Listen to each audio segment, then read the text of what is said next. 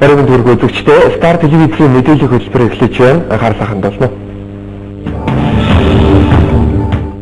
Хичээлийн шинжил тоодохгүй эхлэх гэж байгаатай холбогдуулан Star News өнөөдрийн мэдээллийн хөтөлбөрөөр сургуулийн төлбөр хичээлийн хэрэгслийн үн ханшийн талаарх багц мэдээллийг бэлтгэлээ. Анхаарлаа хандуулна.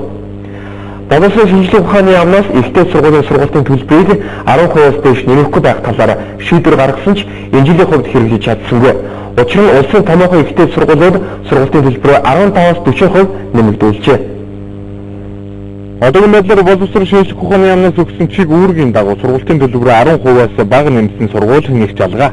Харин 10%-аас дээш нэмэгдүүлж байж ашигтай ажиллаж чадна хэмээн үзсэн бололтой. Улстай хамгийн өвгөн сургууль хэмээн хүндлэгддэг Монгол Улсын их сургуулийн хувьд сургуулийн төлбөрөө 17%-аар нэмэгдүүлсэн байна. Цаашлаад Хүмүүнлэгийн шинжилгээ ухааны их сургууль сургуулийн төлбөрөө 2012-оос 2013 оны хичээлийн жилд 20%-аар нэмэгдүүлж, өнгөрсөн жил 1 сая 530 мянган төгрөгийн төлбөртэй байсан бол энэ жилийн хувьд 1 сая 830 мянган төгрөг болж нэмэгдүүлжээ. Харин санхүү эдийн засгийн дэд сургуулийн хувьд сургуулийн төлбөрөө 30%-аар нэмэгдүүлэх шийдвэрийг гаргажээ. Хоёрдугаар байрны төлбөр огт нэмэгдээгүй. Өмнөх жилдээ байшин яг тэр хэмжээ байгаа. Тэгэхээр энэ хүн асуудлаас болоод ер нь төлбөр нэмэгдсэн байгаа. Тэгэхээр төлбөр нь 2 сая 255 мянгаас 1 сая 670 мянган төгрөгийн хооронд байна.